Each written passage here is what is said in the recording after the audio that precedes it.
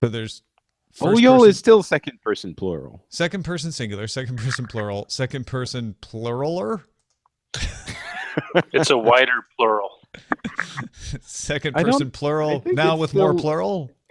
I think it's still. If you say one or many, more many is still many. Yeah, I yeah. don't think It you can doesn't. come. But that's also true of all y'all. Like you don't really need to say all because it's there already. Yeah, but still.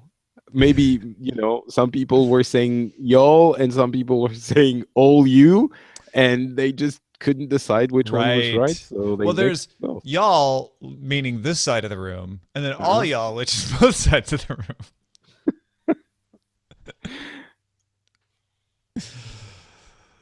I wish we had all y'all in French. You could.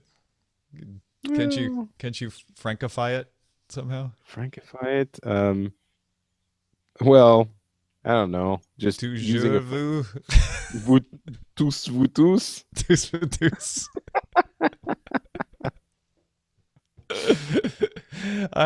It sounds funnier Yeah, somehow. tous vous Hmm. tous. Hmm. I don't Hey, know. tous vous tous. Ça va? Actually, I'm starting to like it now. We Tous for could we tous could better understand. we could make it, you know, we could make it a thing. Well, let's do it.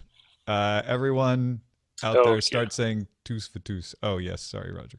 Control. Can't spell control without troll.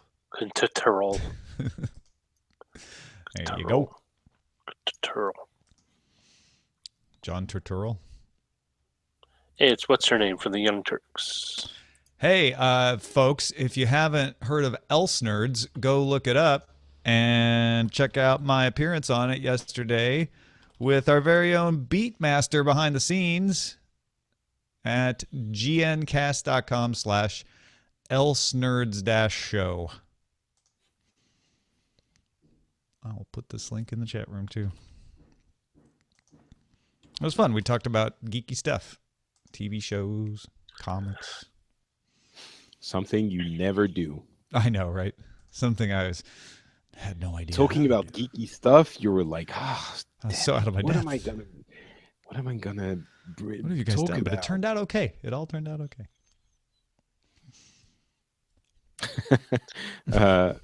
Ninth Mike is asking, is it no heat day for not Patrick? Oh yeah, no, they weren't here earlier, Yeah. so Well, you should we'll explain. explain it. We'll explain it in the show. It's gonna be Okay. like All right. explaining. Yeah. 15 Save times. it for the show.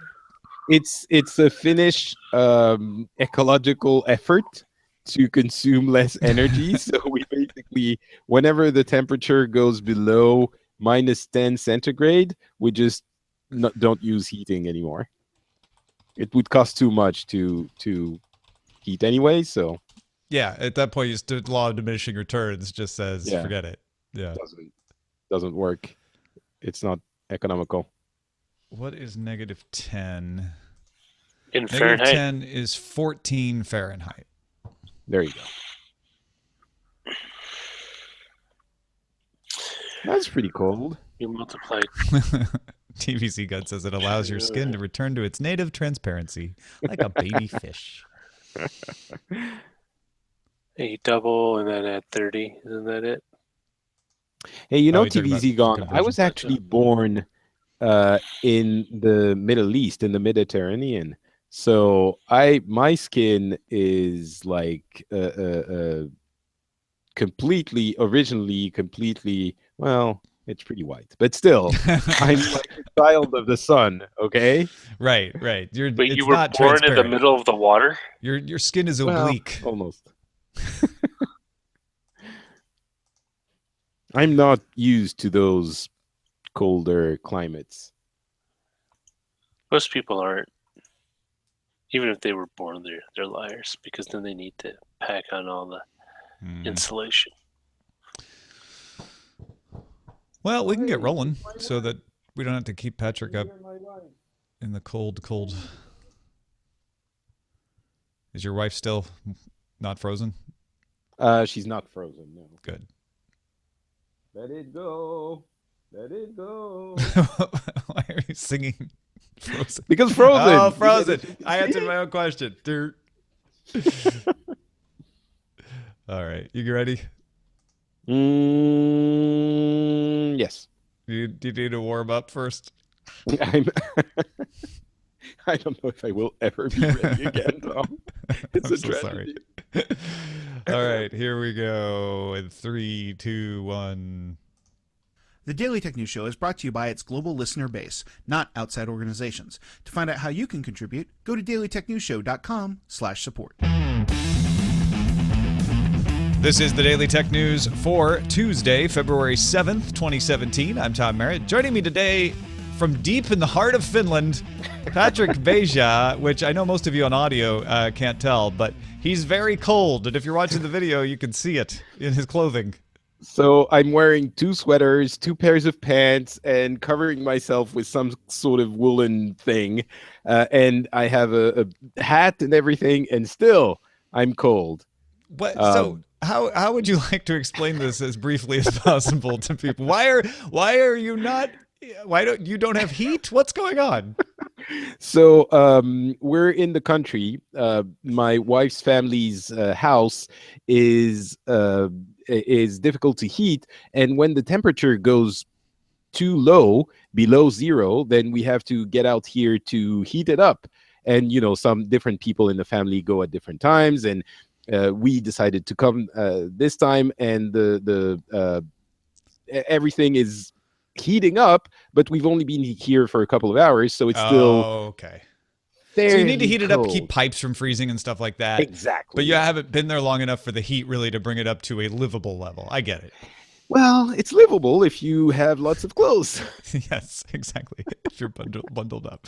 And something like that, like the weather wouldn't stop me from being on DTNS. So absolutely. No, I appreciate that. This team spends hundreds of hours a week reading the tech news, so you don't have to. We're here to give you the summary of everything you need to know. And Patrick won't let a little cold stop him from doing that. Let's start with the top stories. YouTube has begun allowing channels with more than 10,000 subscribers. DTNS is almost there, folks. Just a couple more of you. To stream live video from the YouTube mobile app, so a la Facebook Live, Periscope, etc. In addition, the Super Chat feature, which we've mentioned previously on the show, that's the one that lets users pay to elevate their chat comments, is out of beta and available in 20 countries to channels with more than 1,000 subscribers. So this is kind of interesting, just like Patrick is not stopped by sub-freezing temperature, YouTube is not deterred by its, I would say, the lukewarm response to its live efforts. It doesn't seem like it's taking off a lot, but I have a lot of friends, it's anecdotal, but a lot of friends who have been using things like Periscope or even Twitch for gaming specifically, and for some other things, but especially for Periscope, Twitter had a thing there, and it sort of let it teeter out, and it's not really, it didn't not cash in, but bring something more concrete to the excitement. It didn't keep its momentum, really. Exactly. And so I have a lot of friends who are using Periscope on a regular basis who were waiting for YouTube to enable this to switch over. So I'm thinking it's not going to be in direct competition with Twitch, but it might become the default other platform to stream live. Yeah, I mean, as Facebook keeps saying they want to bring people on to make short-form content, which is directly in conflict with what YouTube creators do, YouTube is saying, well, we would like people to stream live from their phones, directly in competition with what Facebook Live does. So I think this is an essential tool in the toolkit for YouTube. Limiting it to channels with 10,000 subscribers seems unnecessary. I know YouTube has got the capacity to do this. I'm curious what their reasoning is. Maybe they just want to control the quality at rollout as people discover these new things. But I also don't think that you're going to see a number of people flocking to YouTube to stream live. It'll be people who already have big YouTube audiences using this to stream live to those audiences. Yeah, I like the fact they're limiting it to 10,000, to people with 10,000 subscribers. I think it's probably a good idea to have a little bit of control over this, at least maybe they can lower it down later, but it's always more difficult to institute that limitation afterwards if they see it's getting out of hand. Yeah, why not just I mean, everybody can stream on Periscope. Now everybody can stream on Facebook Live. I guess Facebook Live limited it not by subscriber numbers, but they limited who could get access to it in the beginning too. So it's a similar situation. All right. Apple announced its Beats X wireless earbuds will be available worldwide February 10th. The headphones do have a wire between them, use the W1 chip for easy pairing with Apple devices, claim 8 hours of battery life, and cost $150 in white, black, gray, and blue. They're not sweat resistant though, which kind of rules them out for me because I generally use these kinds of things for jogging and stuff like that. They'd probably be fine, but the W1 chip is good. I have the AirPods, and it's one of the best things about it is that the pairing is just instantaneous. You don't have to think about it. I don't have to press a button like I do on every other Bluetooth headset that I've ever had. I know other headsets also do that, so I'm not saying Apple is unique in that aspect, but that kind of thing is really good. Problem is that kind of easy pairing with these Beats and the AirPods only works with Apple devices. So when I want to use it on my Android, it's not as easy. It's not as nice. You have to go back to normal Bluetooth stuff, and it's actually a little harder since there isn't a button. But the Beats headphones are very popular, and a lot of people were looking forward to this. I think there's a button though. There is on the AirPods, the one in the back on the case. But yeah, on the case, yeah. I mean, it's a cool alternative. I think for me, the great advantage, which I didn't suspect for the AirPods, is the fact that they have no cable between them. Yeah. But and that that frees you a lot in unexpected ways. But this is a different kind of use. It's also a little bit cheaper. So yeah, why not? Yeah, and like I said, people just like the Beats brand, and so now they've got this, even if it's not the truly wireless version. A lot of people think those look a little weird anyway. I'm wondering if that's one of the reasons they didn't get rid of it is they haven't perfected the design enough for the style conscious consumer, and the Beats audience is very style conscious. Yeah, the AirPods, I will admit, definitely make me look like a dork. Or maybe I already look like a dork. They definitely make me look like more of a dork in my case. There you go. Researchers at Pseudo Security Group found 76 iOS apps had implemented TLS encryption in such a way that user info could be intercepted by a man-in-the-middle attack. The apps were noticed by Pseudo's bulk static analysis tool Verifyly. Then the vulnerability was verified by Pseudo president Will Straffic in his lab. Ars Technica independently verified several of the identified apps as vulnerable. 33 of the apps exposed low-risk partially sensitive analytics data, although sometimes that did involve Snapchat login. 24 exposed login credentials or session tokens, though those apps were not associated with sensitive data, so it's a little bit more of an imposition, but not exposing as much. But 19 of them exposed sensitive data like your financial and medical login credentials, authentication tokens, stuff like that. Now, this is not new, and it's not limited to iOS, except in this case. The significance of this is that both Android and iOS have been moving to require stronger security, stronger use of certificates, requiring use of certificates. Apple delayed its implementation of ATS, but even with ATS implemented, these attacks would still be successful because of the way certificates work. So essentially what needs to happen is a stronger method of certificate verification needs to happen. And yet, we're not quite ready for that because as Pseudo Security writes in the Medium post, if you were to require the stronger version of certificate authentication, some apps would become less secure because they either use a pinned certificate, which is stronger security now, but wouldn't be under that system, or there's an intranet app that is used in an enterprise where it's going to show as insecure outside of the intranet. The attacks, however, are unlikely if you're on your own Wi-Fi or on a cellular connection. So really where you need to be wary of this is when you're on open Wi-Fi, which you should always be wary about. Mm-hmm. So one rule to remember is don't do stupid stuff on open Wi-Fi, which we might talk about again in a little bit. And when you're dealing with third-party apps, a lot of these are third-party apps that upload photos to Snapchat. Beware that they may not follow as strict of a security regimen as the main app you're using them with. I usually try to avoid third-party apps that do things like that. You can't always, but yeah, no, I don't prefer to use those either. You're right. The U.S. House of Representatives unanimously approved H.R. 387, the Email Privacy Act. The bill would require the government to obtain a warrant to obtain email records currently available by subpoena. The bill now goes to the Senate for deliberations and approval. A similar bill passed the House unanimously last year, but was not approved by the Senate after Senator John Cornyn sought to add amendments to increase FBI surveillance capabilities. So this is one of those things where things don't break down upon partisan lines. The House very clearly, all of them, Democrats and Republicans, would like a bill that requires a warrant to get your email records. And with this Google case that we were talking about yesterday and the case that Microsoft fought last year, emails and warrants is an important thing. In both of those cases, there are warrants, not subpoenas, though. So this really wouldn't change those cases.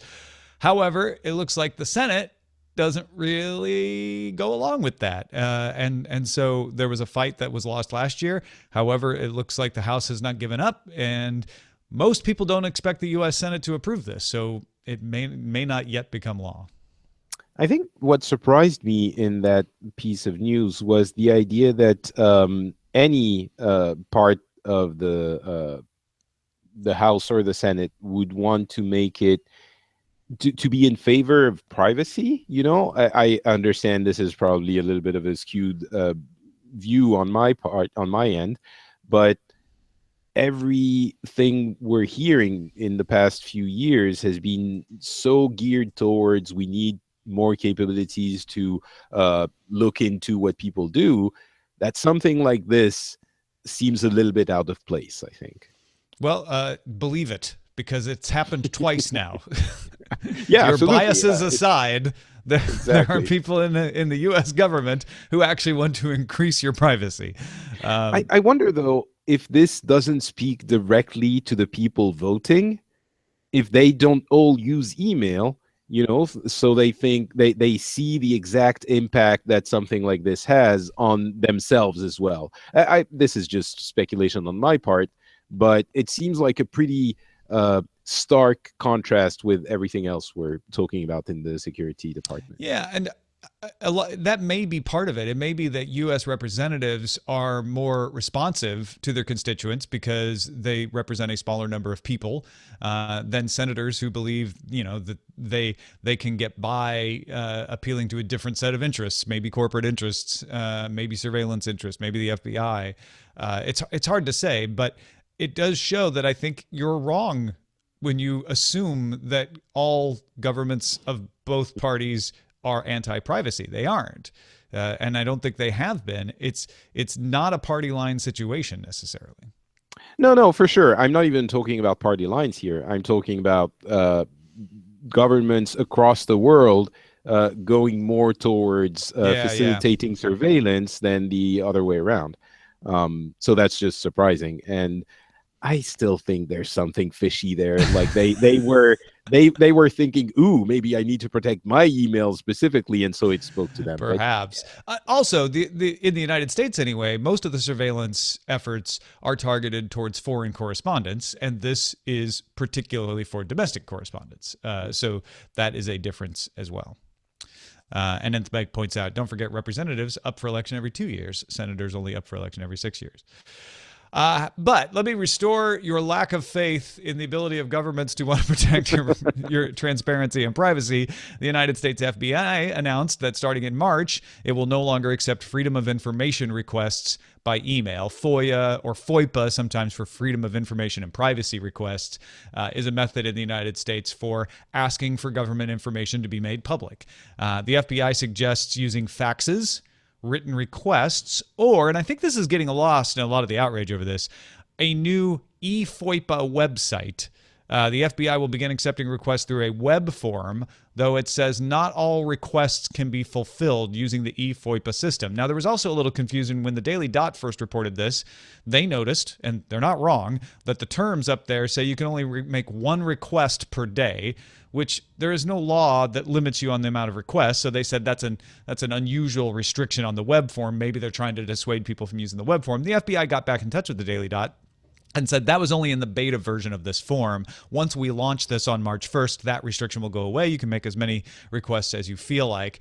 But the real issue with FOIA is a lot of journalists look at it and say, you know, the FBI is supposed to get back to you with 20 days and respond to these requests, and they never do, and there's no penalty for them doing that. And so taking away an avenue, in this case email, and replacing it with the web form makes a lot of journalists skeptical, and a lot of private people who use FOIA for various reasons skeptical that this is meant to improve anything. Well, let me take the other side of that one. Honestly, email for these kinds of things, I don't think it's the best way to do it. If you have a web form, it's going to go in a database somewhere. You can have, I don't know what they have behind that, but I can guess they maybe have a management system that assigns the task to someone, and they can mark, if it's been approved, if it has been, it's being worked on. If it's in an email, then maybe you can plug that in manually afterwards. But maybe it's a shared email account that everyone is using, and you never know who's responded to what. And I don't know. It just seems to me like the email system is not the best way of handling these kinds of requests, especially if they're very numerous. I would agree with you, except for two things. One is they're saying use a fax, which certainly isn't more efficient. And two, you could set up a system that ingests emails and treats them like web forms.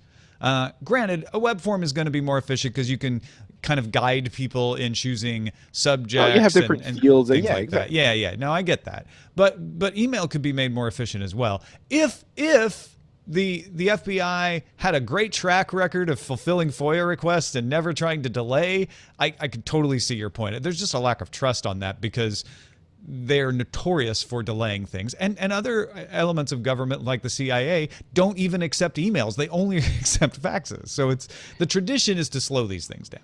Yeah, no, I get this, but I don't know. I haven't used either of those services, email or FOIA, or eFOIA, sorry. But I don't see how the web form is going to be worse than email. It's the same, maybe they're going to suffer the same kind of issues, but I don't see how the web form makes it worse. I understand that, journalists are going to say, but we could send emails, now we can't. That seems a little bit, I don't know. Yeah. Well, and things like local governments, sometimes they'll need, FBI records to shine the light on practices and crime levels and things like that. There's all kinds of reasons for this stuff. It's not even just journalists. If it weren't for the not all requests can be filled using the eFOIA system, I'd be much more on the side of your opinion here. But that line, again, there could be very reasonable justifications for that, but it just, with the way that these sorts of things are usually delayed, it just seems like another way to delay you. Well, Vizio agreed to settle a lawsuit with the U.S. Federal Trade Commission and the state of New Jersey for $2.2 million. Starting in 2014, Vizio began tracking what shows were watched alongside IP addresses, MAC addresses, and nearby Wi-Fi networks. Then, a third party matched that data with sex, age, income level, and more, and sold it for advertising use. Vizio agreed to delete all collected data, stop tracking, and get express permission before collecting and sharing any new information. Now, this is not good news for Vizio. Vizio is actually in the process of being acquired by LaEcho, and it will be interesting to see if A, LaEcho can have enough money to complete the transaction, and B, will want to complete the transaction based on this, if this causes any problems with that. I'm not saying it will, but it could. On the other hand, Vizio is not the only one. All of the smart TVs are doing data collection, and I think all of them deserve some scrutiny as to what their practices are. I think Vizio thought, hey, this is anonymous. We're just taking IP address, MAC address, Wi-Fi networks. We have to have all this stuff. We're anonymizing it. It's where they give it to a third party, kind of wash their hands like, we just gave it to the third party, that it gets dirty. And the fact that they were telling people who use Vizio TVs that this was part of a program that made recommendations for shows, but apparently that system has not done any recommendations in the past couple of years. Yeah. So there you go. Don't trust your television. We knew it. Yeah. Don't trust the government. Don't trust your television. Don't trust your heating. Don't trust anything. Cold words from Patrick Beja. Hey, folks, to get all the tech headlines each day in less than 10 minutes, subscribe to dailytechheadlines.com. Twitter announced 3 updates today meant to make the service safer to use, and it is, in fact, Safer Internet Day, so I guess they're taking advantage of that. Twitter promises to use human reviewers and machine learning to do a better job of keeping banned users from rejoining under a different account. They won't really describe how they're doing that because they don't want people to game the system, but they said we have ways to tell if somebody who has been banned is trying to get back on the service. Twitter's also added a safe search that does not surface posts from blocked accounts or accounts that contain sensitive content. Sometimes you may have seen that where it says, this tweet has something sensitive in it. Usually it's mistaken, I'll be honest, but it's that kind of stuff. And finally, Twitter will hide abusive and what they call low-quality replies. It's essentially spam posts that it believes contain inappropriate words or images. Users can click a show less relevant replies link if they want to see those hidden posts. So what Twitter's doing is not deleting things, but saying if we think posts are abusive or spam, we're going to try to keep them out of your timeline. Which is great. I think, all of these efforts go in the right direction. I think all of them are valuable in a way. The one that really interests me, though, is keeping users from rejoining the service if they have been banned. And, there are 2 sides to this. First of all, it would be immensely valuable, I think, to Twitter, because the reality is today, if you get banned, it doesn't matter. If someone blocks you, it doesn't matter. You can just create an account again and come back. So if they manage to get people actually banned, it would, I'm certain, improve the quality of life of many of its users, and especially the ones that you need it the most. The other side, however, is they're not saying how they're going to do it, and that's fair enough, but I really wonder how can they do it, because Twitter doesn't require any personal identifying information in order for you to open an account. You can just create it with whatever name, wherever you're, from wherever, and there's no way for them to check anything. At least for Facebook or another service, you're supposed to use your actual name or your usual name, even if it's not your they could look at your IP address to start. That's not definitive, of course, obviously, but they could look at MAC addresses. They could, and the machine learning part is what's really intriguing, right? Can they detect a pattern of behavior somehow? A pattern of behavior, maybe a pattern of relationships within the network. Maybe if you start following someone, or if you start harassing someone specifically, because of course those who create many different accounts might do it for nefarious purposes like these. Maybe they realize, hey, you know what? The other account was just banned, or maybe they're figuring it out somehow. Which is, again, I think it would be great, and I'm certain it's not going to stop every person who wants to create different accounts, right? Obviously, there are always going to be ways until they ask for everyone's ID, photo ID, thumbprint, blood type, and yeah. But if it stops, let's say half of them, or 80%, or however many people it stops, it's going to be a good thing, and Twitter needs that right now. And I'll be honest, personally, and this is just personally, and I'm not trying to belittle anyone who's experienced anything on the internet, but the thing that I personally run into more often is spam posts. And if it can keep those away, as well as the abusive posts, then I think that is also valuable. I think it gets lost in the discussion because it's not an either or. You can go after both because it's very similar. You're going after a profile of behavior, and spammers very, very good at figuring out how to sign up for new accounts automatically and repost even if they get blocked. So this is good on a lot of different levels. I am a little concerned with how well this is at detecting sensitive content, because every time I've had that warning come up and I've, gritted my teeth and clicked through, because it's usually somebody I know, it hasn't been a sensitive item. It hasn't been very good up till now. And I worry that you're going to start stomping on people who are saying things that gets misinterpreted or misidentified. That's it. So I don't think I've ever seen that, kind it usually of happens filtering. with a GIF or a YouTube video where I'm like, whoa, what is that? And then I look at it and it's like, oh, it's nothing. It's a kitty cat or something like that. And I'm like, why did this get flagged as sensitive? I don't know. But it's like in your feed, you get some posts that are like blurred out or hidden. No, it just has a little warning pops up in TweetDeck and it says, hey, this may contain sensitive material. You sure you want to see it? And then you just click to see it. Huh. I've never, either it's very good with the people I follow, or I don't know, it thinks old material is, I'm not sensitive enough to Maybe have I'm it just hidden. more sensitive. Yeah. But I've never seen that, or it's not activated in Europe yet. I don't know. Well, and I do see it on TweetDeck. Maybe it doesn't happen on Twitter.com as much.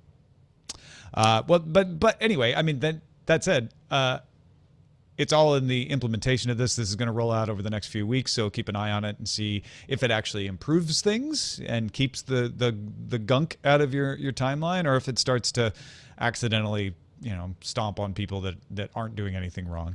Keep an eye on that. Now, as we mentioned, this is Safer Internet Day. It's something that's been going on since 2004, and it started really to help children be safer, children and teens to be safer on the internet, but it's become a wider effort to just get people to understand the ways to be safe. Now, Twitter is addressing one way to be safe, of avoiding scams and spam and abusive comments and things like that.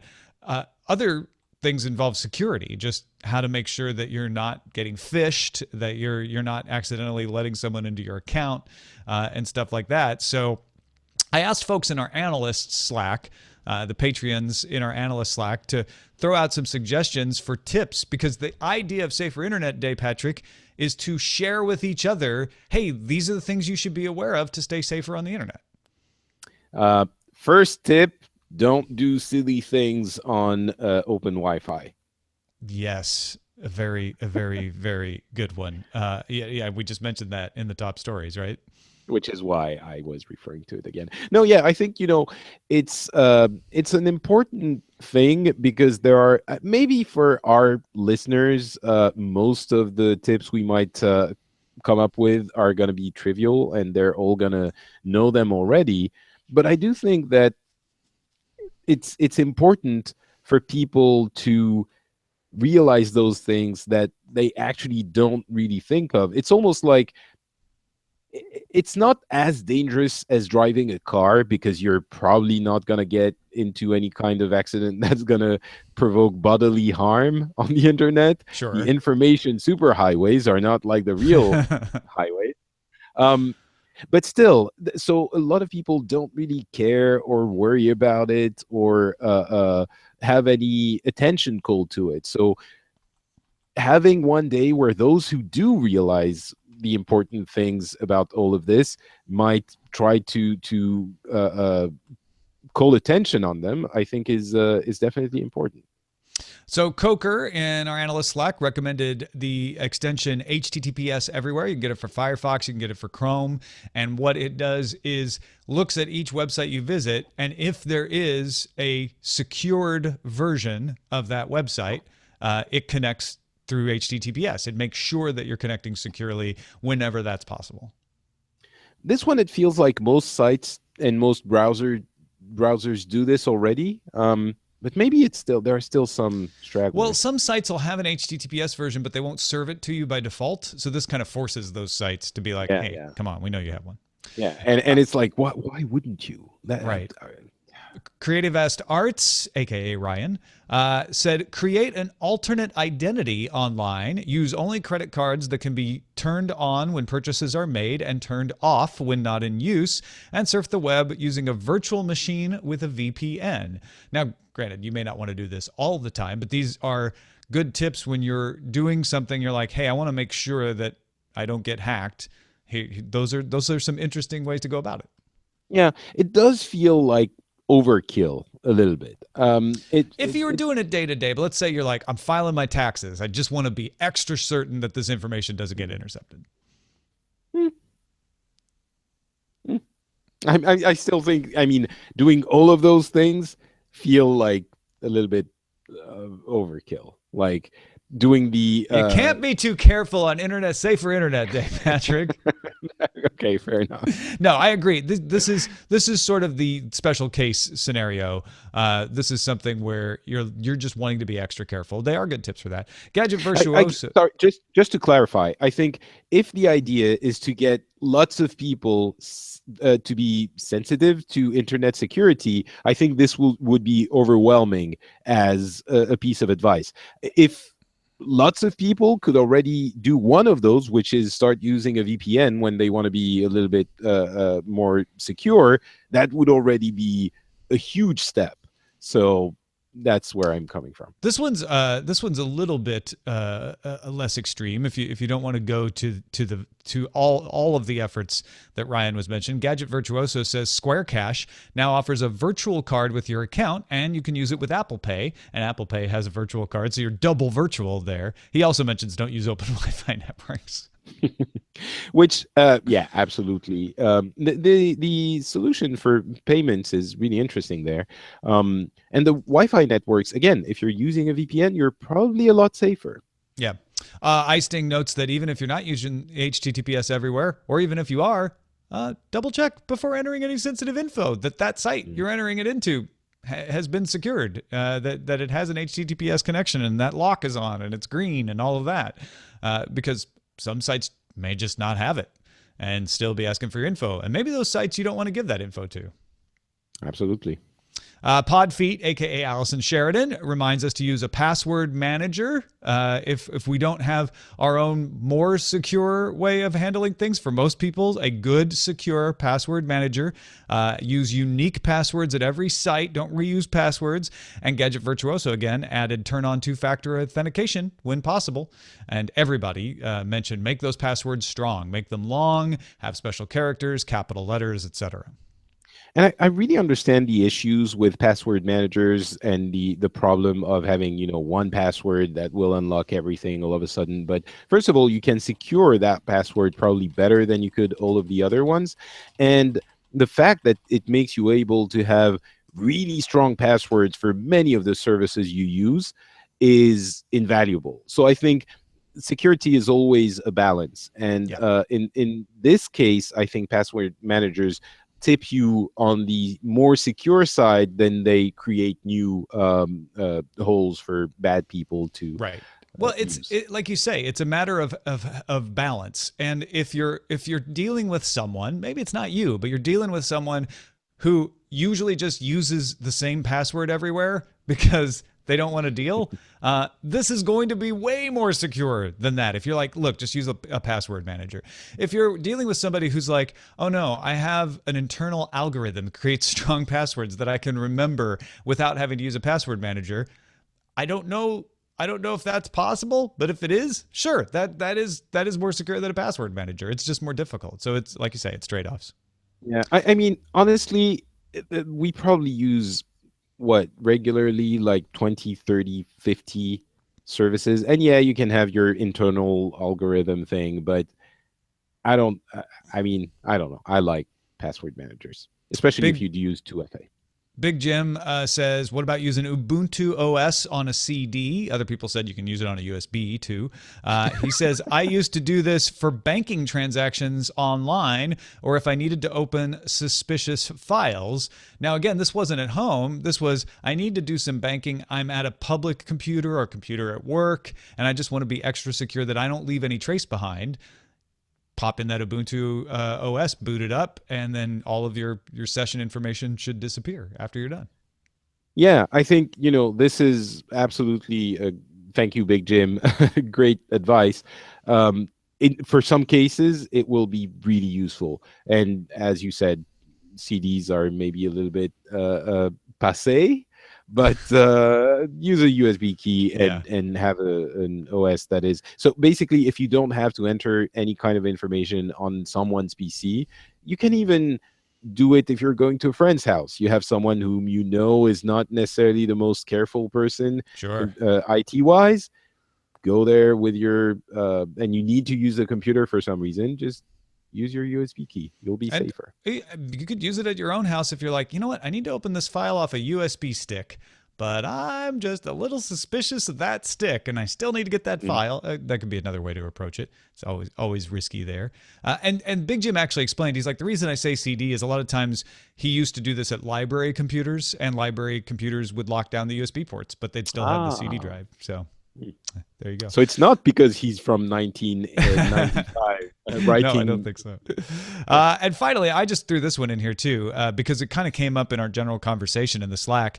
Be careful clicking links and opening attachments in emails, especially, but pretty much anywhere. If you see an attachment, especially from somebody you don't know, but even if it's from somebody you know and you're like, this seems weird. Why did Patrick write open file now, please? If it just doesn't sound like your friend, just be extra careful with that, because again, phishing scams and malware will try to appear trusted and get you to click on things without your thinking. And it's when you're moving fast that you're the most vulnerable to that sort of stuff. So kind of train yourselves not to click or open an attachment without stopping and counting to 10.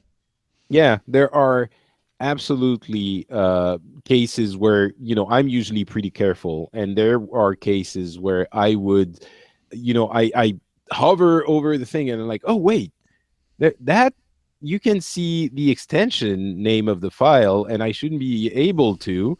And so is there a .exe behind this? Wait a second. They can be very tricky. I'd like to add another one. Yeah, sure. Please do. If you subscribe to a service or, you create an account somewhere and they end up sending you your login information in clear text, including the password. It happens very often with maybe less tech savvy companies, maybe a retail store that has a website or something like that, and you've been using this special algorithm that that allows you to not have to use a password manager. If you receive that name, that password in clear text by email, by the happy service that's like, hey, you just created an account with us, here's your password, and it's in clear text, change that password. Use anything, it doesn't matter, go back and change it. Stop using that service if you can. But maybe you can. I get it. Sometimes you can. Yeah. Thanks to everybody who participates in our subreddit. Submit stories and vote on them at dailytechnewsshow.reddit.com. Thanks everybody who participates in our Slack. That's all the patrons at the $20 a month level and up. That's just $1 a show if you want to join them. Also, huge thanks to everyone in our audience who respond to Paolo's request from yesterday. Paolo messaged me through Patreon and was like, hey, I'd like some podcasts that are more niche. We got so many suggestions from you all that I can't possibly get through all of them. I did forward them to Paolo. He was blown away. He said to thank everybody who sent these. We'll have a list of them in our show notes at dailytechnewsshow.com. But just to mention a few of the ones that got mentioned more often than others: Packet Pushers. Duh, we just had him on the show last week. Packetpushers.net is a good one for geekery on networking and data centers. Softwareengineeringdaily.com if you're curious about architectures, frameworks, open source tools in use at places like Netflix, Uber, and Slack. The Cloudcast, which is similar to Software Engineering Daily in format and depth, but focuses on the new IT world of DevOps, cloud, and highly automated systems. risky business at risky.biz, which sounds like a link you shouldn't click on, but apparently it's fine. Patrick Gray hosts the show, and it's a fantastic information security show, and it's focused on business and business solutions. He just had a soapbox episode, apparently, one of the people told us, where he dove into DevOps and security solutions for DevOps. There's Arrested DevOps, where you can actually find out what DevOps is. Spoiler, no one actually knows, according to the person who recommended this one. And Paul's Security Weekly, that does hacking, pen testing, information security, recommended alongside Steve Gibson's Security Now, Paul's Security Weekly at securityweekly.com, and of course, Security Now at twit.tv/SN. Again, there's way more along these lines. Overwhelming reaction to this. Thank you guys for sending it all in. You can find the full list at dailytechnewsshow.com. Let's get to our messages. Randy, the tech director from Manchester, wrote in, said, hello, Tom, Roger, and not Patrick, which he points out is right even if you aren't on the show, Patrick. The magic of my nickname never. I just wanted to share that I saw the exact same drones from the Super Bowl live at a show over the holiday break at Disney Springs in Florida. Featured 300 drones over the Central Lake. I liked the show much better than the typical fireworks show. It was very cool to see forms rotated in 3D space. It was set to music with a holiday theme, and you can find the show with a quick search on YouTube. Lasted about 5 to 6 minutes, I think. Full flight time was around 10 to 11 minutes. Speculation on my part, but this all seemed like a practiced run for things to come in the main parks. Oh, I want to see that. Well, go do a search on YouTube. Apparently you can. All right. I'll do that. Mecha Gobbler, a.k.a. Travis, said, as always, amazing shows. Please try and screw something up so we can take a break from endlessly complimenting you. Believe me, there's plenty of people who find things that we've screwed up, but thank you, Travis. Regarding the gig economy numbers, particularly with Uber, should we have anticipated this? Hindsight makes the timing of these downturn numbers make sense. Of 4 big Uber actions in late 2014, early 2015, he points out, 1, Uber stopped their inflated payouts to drivers. For a good while, Uber was vastly overpaying drivers to get good coverage in the DC area and hold drivers from flipping to Lyft and the like. They stopped doing that. I think the drivers would argue how overpaid they were, but they reduced the payments. That's the point. Number 2, massive advertisement campaign to attract more drivers, relying on the stigma of big money, despite them making the driver share more realistic to their long-term profitability. 3, reduced the star requirement for drivers before review and probation. And 4, reduced the requirements of the cars themselves, namely age and models allowed. So it's all downhill from here? Yeah, with brakes. But this is just, I think these are interesting elements to consider when you're wondering why Uber might be declining in the number of drivers now. You know, I think the interesting thing is that Uber can always turn this around. It's very easy. As bad as all of this is at the moment, none of these things are impossible to reverse. You know, the bottom line is a different question, but it's not like they did something that is impossible to come back from. And competition-wise, I think they're still in a place where they have so much of the market cornered that it would be easy for them to get people back on board.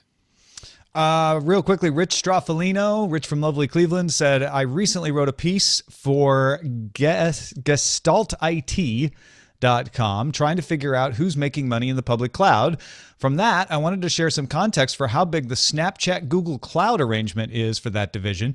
In 2016, Google recorded a hair over $10 billion in other revenue. So alone, the Snapchat $400 million a year deal adds 4% to that revenue. I assume G Suite makes up the majority of that revenue, so I wouldn't be surprised if the deal actually added 10% or more to their cloud revenue for the year, but that's speculation. $400 million may not be a lot for Alphabet's bottom line, but for their cloud aspirations, it's a huge addition. Good point. And then Jason in Maine said, hey, the guy who had the weird translations and weird languages showing up on the Oppo, or wait, it was the OnePlus when he was checking out with wireless payment. He's like, Not just a OnePlus thing. Happened to me with my Nexus 5X. So good. I guess it's good to know, Jason. It's not just a OnePlus thing. And then Tony said, in your discussion with Allison yesterday, shipping has declined. And I just want to say that perhaps it has something to do with the fact that they're also trying to go with more of a premium market. He's referring to Xiaomi's shipping declining because Xiaomi has always been entry level and very affordable. So that will probably affect the number of units shipped. The Mi Mix is $1,000. I think there's also a rumor they're trying to expand into the U.S. market.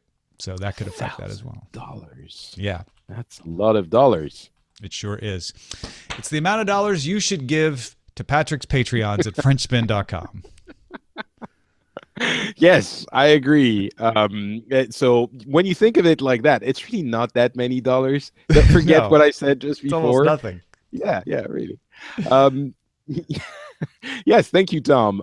You can absolutely go to FrenchSpin.com, not just to give me money, but also to listen to the shows that are available there. One of them is Pixels, if you want to have a summary of the gaming news from the past couple of weeks. Another one is the Phyllis Club. I told you last week that we had a show, we just recorded a show with a number of friends talking about a lot of what's been happening in the US, and I did feel like we needed to get in a more conservative view on things, and as difficult as it was for me, by golly, I did it. And we had a lovely conversation with a couple of conservative friends, and I talk about the Phileas Club a lot on the show, so I'm sure you know what it's about. But it's about having those conversations and listening to what the other side has to say, so you can make your decision in an informed manner. And keep the conversation alive. So I'm really glad we managed to do that. You can go listen to it. It's available at FrenchSpin.com. Thanks to everyone who supports the show, including Stuart, Jeff Nix, Denise Adam, and big thanks to Joshua Batchelor, Chris Beer, and Thomas, who all raised their pledges at patreon.com/DTNS. Once again, I want to remind you folks, we're taking a survey of the audience. It always helps us improve the show to know what you think about certain things. Go to bit.ly/DTNS2017. Our email address is feedback@dailytechnewsshow.com. We're live Monday through Friday, 4:30 p.m. Eastern, alphageekradio.com, diamondclub.tv, and our website, of course, is dailytechnewsshow.com. Back tomorrow with Scott Johnson and special guest John Wolpert from IBM to talk about the blockchain. See you then. This show is part of the Frog Pants Network. Get more at frogpants.com. Diamond Club hopes you have enjoyed this program. Good show. Excellent. What do we call it? A frozen Frenchman in Finland. I like Vizio, but it's not. Oh, like the ICQ? Uh-oh. Oh, what about safer Vizio internet is, date tips your friends will ignore? Safer internet tips your friends. Like, there's pretty funny. I like that. It's so true, too.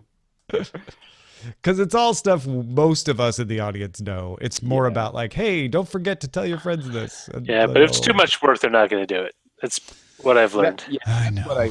That's why I felt that. I'm one of those people with an internal algorithm for passwords. What is it? Don't tell it. Don't tell it. Oh no, it's just like you everything has a theme. Okay. I will categorize. You don't want to reveal too much about it. Yeah, don't. Oh no! Now you're gonna have to guess through millions of possible spellings or misspellings in my case. For words, I don't use dictionary words. That's number one. If I do, it'll be part of a. My bugbear has always been, it's not how arcane your password is, it's how long it is. The longer, the better. Yeah. You want to maximize the amount of characters you can use because it doesn't matter.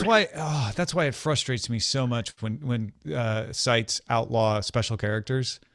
I'm like, you just I hate that. The set of possible passwords. It's so bad. I'm trying to remember what site. It was it was like a credit card company, and they used to support non-alphabet or numeral alphanumeric characters.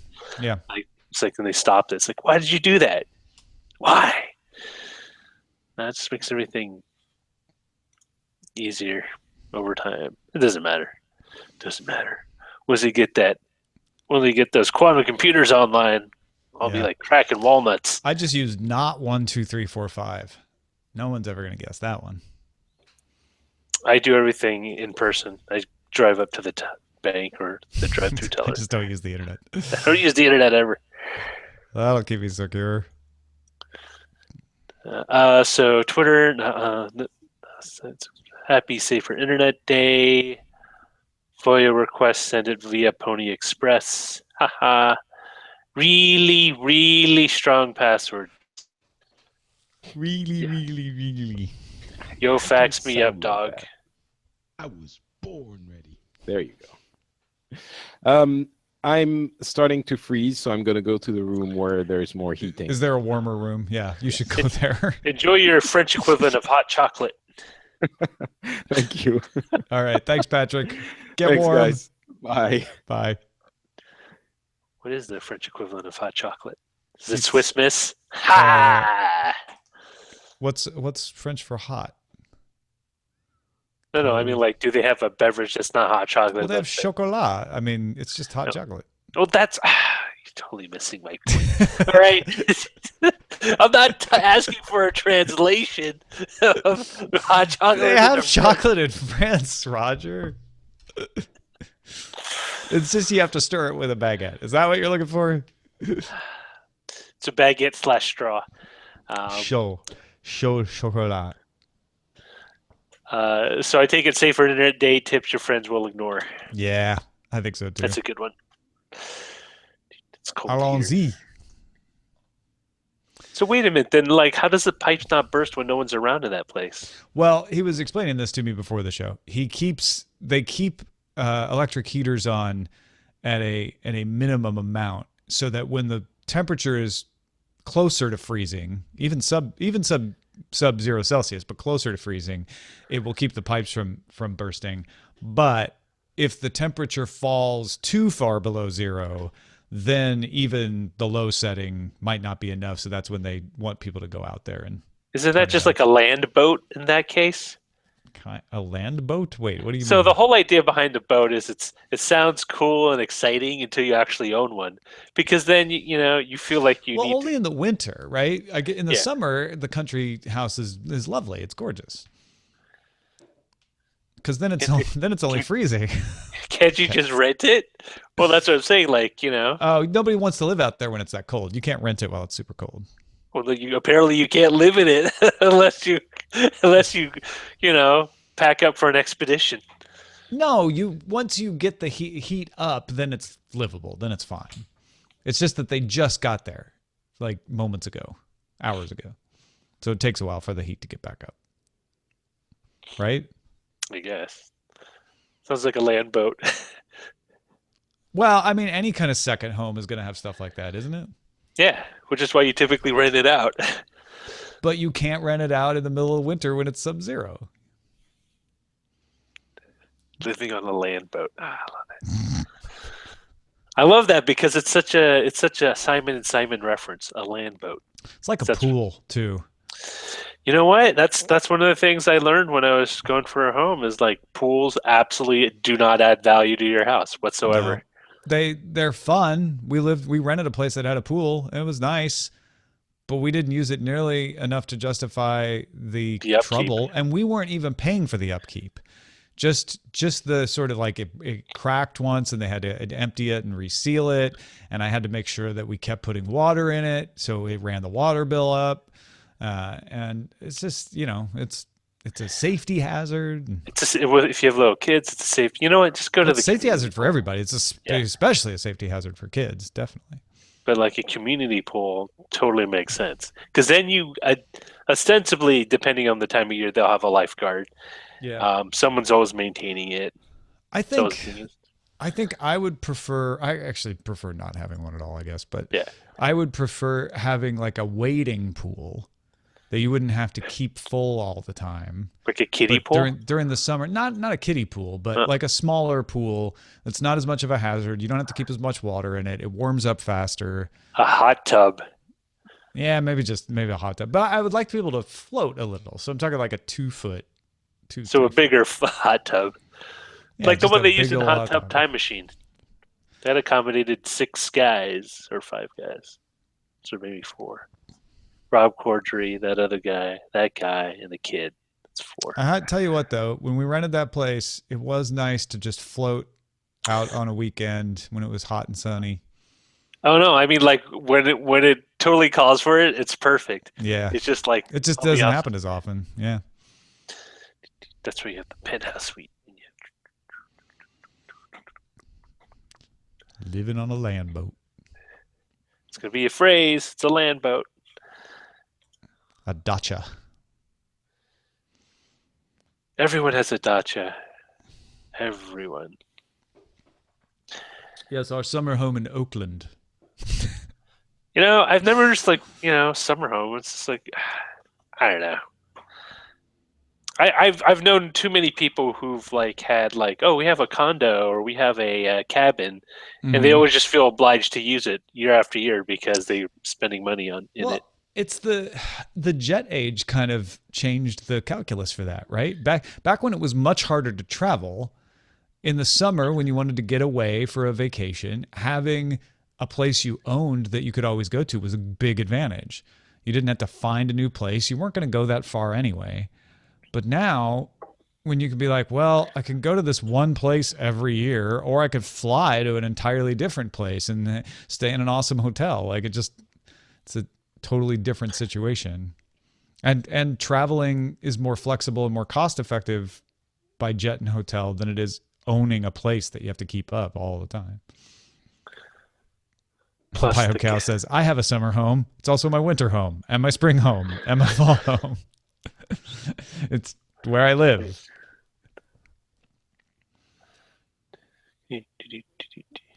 Oh, 8 SLC Josh from the chat room said that I guess in Hot Tub Time Machine they had 8 people in the tub at one point. That's a big tub. Yeah, it's a nice party. Unless it's all dudes. Well, depending. It depends on who you are. Yeah, depending on who you are. Next door, please. All my windows got moved around. So hard. I had to restart my machine. And even though it opened everything back up, it didn't put the windows in the same place on the screen that they were. Isn't that weird?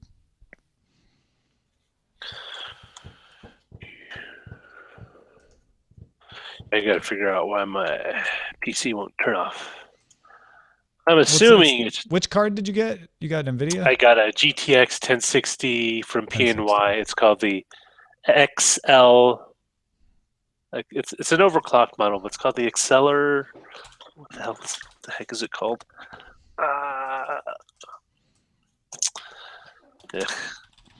It's called the Overclock Gaming XR. Oh, Accelerate. So yeah. XLR and the number 8. Number 8. Yep. I just, I had this problem with my last NVIDIA card. Ever since the driver update back in September or August, my PC had that issue. And I always thought it was the video card, but I guess not. Right, because it's a different video card, you're having the same issue. So it just won't let the computer shut off? Like Windows closes, but it won't stop? Windows shuts down and the drives spin down, but the fans continue to run. And the LED on the card stays lit, and the LEDs on the motherboard stay lit. So something's still the pulling video current. card won't let everything shut off. Yes, and I'm wondering if it's because I have a sound card in another PCI Express 16-lane slot. Because the board allows for SLI. But the other, it's only one video card. I use the other slot for my audio card, but that card uses a additional power Molex plug. Because it's like, I don't know why. Oh, no, I got it for free. That's why I got it. The card? Yeah, the audio card. It's just a high-end audio card. Which it kind of sucks, though, because there's a lot of distortion when the video card ramps up. You just hear static on the speakers. Whatever. Might as well just yank it out at this point. But yeah, I think I'm wondering if try taking that sound card out and see what happens. Yeah, I'm going to do 2 things. I'm going to reset the CMOS. If that doesn't do anything, I'll take the sound card out. Yeah, resetting the CMOS is one of those things you always should do It almost never fixes anything for me, though. It does it. It's because very rarely is it a CMOS issue. Yeah. But the one time it is, you want to make sure you've done it.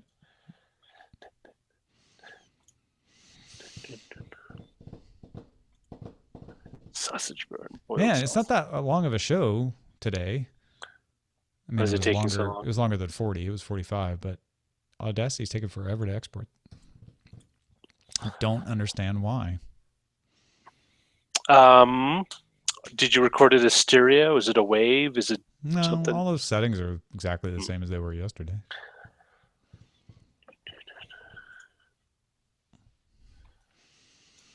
Well, we will ponder upon these and many other mysteries, folks, and be back tomorrow with Scott Johnson talking blockchain with John Wolpert from IBM. Maybe Leonard Nimoy. Doubtfully Leonard Nimoy. No, He's Leonard not Nimoy. alive.